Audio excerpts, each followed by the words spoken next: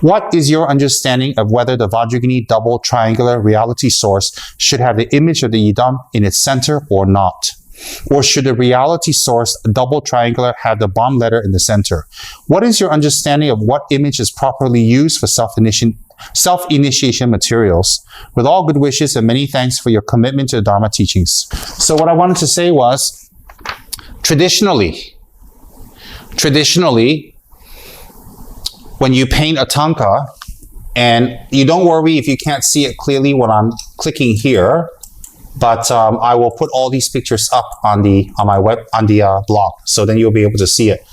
Traditionally, you don't put an image of the yidam in the middle of Vajrayogini's mandala.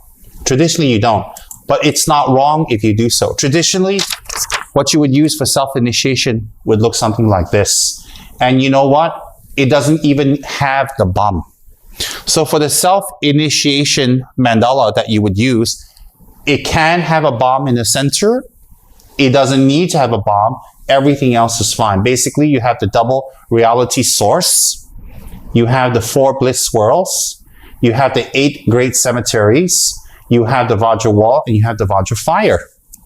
And so everything else is visualized. Actually, when you're looking at this, you're kind of looking, her mandala is 3D, and it's just like a 3D, fully accomplished abode of a deity, and everything from a mandala emanates from her realizations.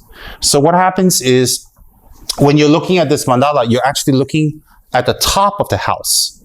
So you're not looking from the side or from the bottom for any signs. You're looking at the top of the house down. Okay?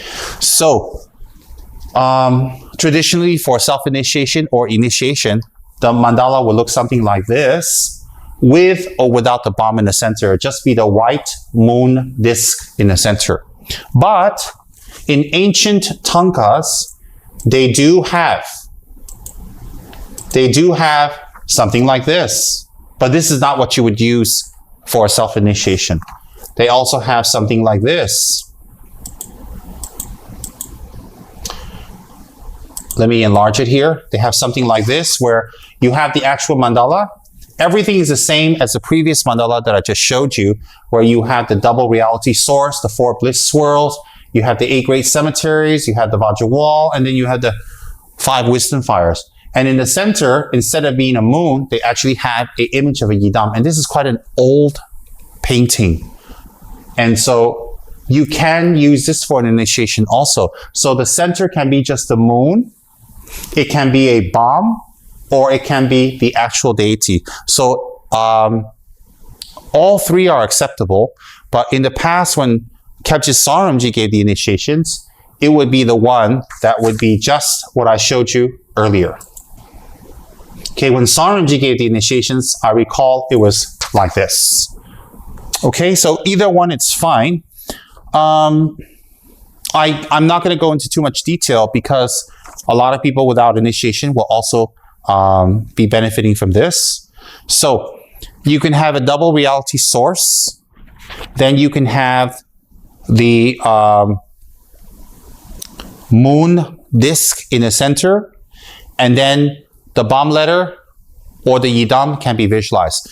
Whether you put the bomb letter there or you put the actual form of the holy yidam Vajrayogini, it doesn't make any difference whatsoever, because the bomb letter represents the subtle or the definitive form of Vajrayogini, which is pure emptiness. Okay, the bomb letter represents her definitive mind, which is pure emptiness and bliss, represented by the letter bomb. If you choose to use her image is, of course, her definitive meaning. Her whole body, everything about her sacred body leads you to that goal of bliss and emptiness. So therefore, when you're looking at Vajrayogini's body, it is the resultant form of enlightenment. So it is the path to enlightenment, which means if you look at her body and the symbolism behind it, it gives you instructions on how to reach enlightenment. But at the same time, its very form and its very stance and color and mode and and gestures and implements all represent an accomplishment of an enlightened state. For example, Teba, the kapala that she's holding represents great bliss. Only a Buddha has that.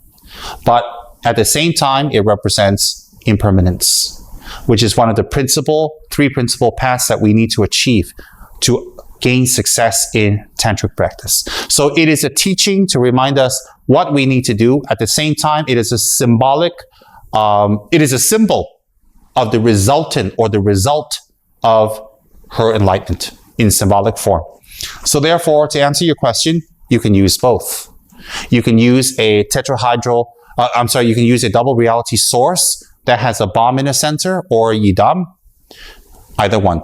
For me personally, if I hang a mandala on the wall, I would like to see one that has her image in the center because I find her image very captivating, very blessed.